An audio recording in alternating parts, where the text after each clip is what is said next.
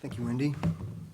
What I wanted to focus on today is the components of sustainable land use practices.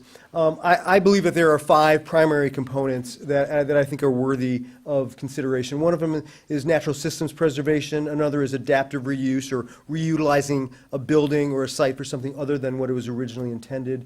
Thirdly, land use efficiency, using land in an efficient manner. Fourth, this notion of mixed use or mixing land uses. And lastly, pedestrian and transit-oriented development. I also want to focus on how the city, for decades, has been pushing the envelope of sustainability before we even knew what the word sustainability meant. Let's first talk about natural systems protection. I think the city of Ann Arbor does quite a few things really well, but I don't think we do anything better than preserving and protecting natural systems within the city of Ann Arbor. We have language within one of our code chapters that was the first of its kind in the state of Michigan that really put the preservation of natural systems at the forefront, so that we are preserving things like high quality woodlands and wetlands and steep slopes and landmark trees. But one of the things that we figured out in 1978 was that it would make sense to preserve surface water quality too. Someone told me a couple weeks ago that we were the second city in the nation to require stormwater to be detained on new development sites. And I think the first city might have been Portland, Oregon. Here's a photograph of something that I think is really quite beautiful. This is the stormwater detention pond at Arbor. The reason I think it's beautiful is that for 40 years, every single drop of stormwater that would hit Arborland Mall and race into this storm drains would wind up in Mallett's Creek, degrading that system as well as the Huron River. What this system does is it holds onto that stormwater, allows it to seep much slower into that stormwater system. So I think that that's another element that our forefathers and mothers have been working on for decades to move us in that direction of sustainable land use practices. Let's talk about adaptive reuse. We've been doing this for decades too without even thinking about how sustainable it is. We've been using 19th and early 20th century buildings for something other than what they were originally intended for a long time. The Ganny Dancer is an outstanding example. Some folks think that the greenest buildings are those that already have been built. Carytown is another example. This is the Armory building in downtown Ann Arbor, which functioned as an armory since 1911. It was then converted into multifamily residential, which is a great use of an older facility. And of course, this is Liberty Lofts, which happens to be in an historic district, but also is an example of reusing something that really has a lot of terrific components for something other than it was originally designed for. We have an historic preservation ordinance, an historic district commission. We have staff who care very strongly about preserving a lot of our historic amenities. Land use efficiency.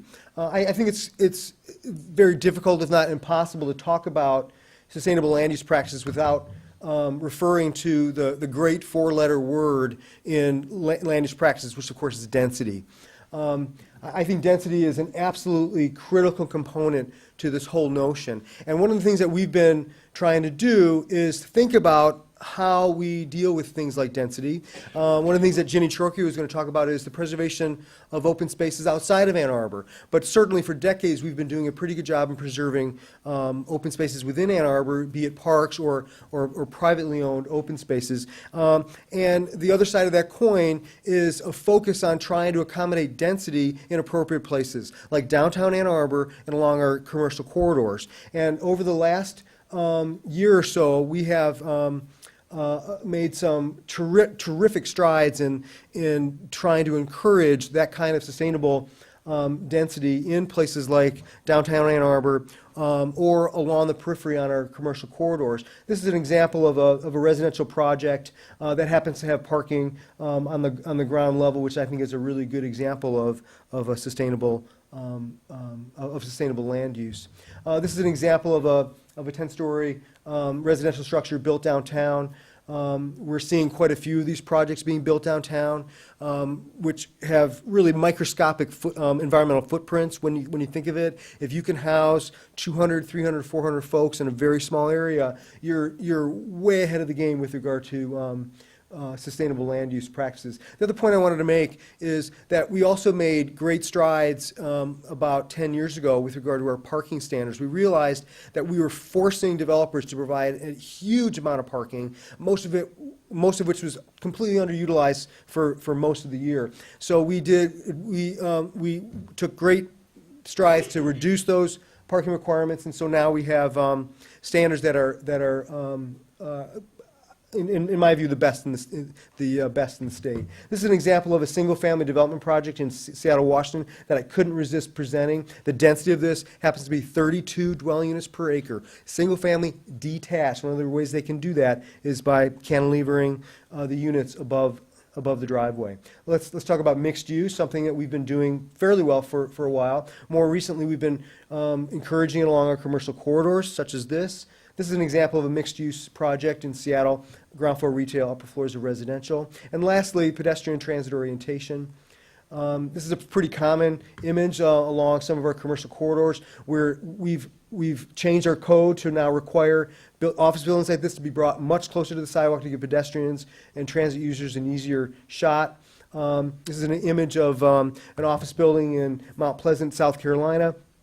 The ground floor is parking in the main entrance to the building, upper floors of office, and this is an example of using much less land to accommodate the same concept. This is my last slide. This is an image of what I hope we see more of along our commercial corridors as we see some of these dated retail developments be converted to mixed uses, parking on in the lowest level, ground floor retail and upper floors of residential. And I think I've been told I have to stop. Thank you.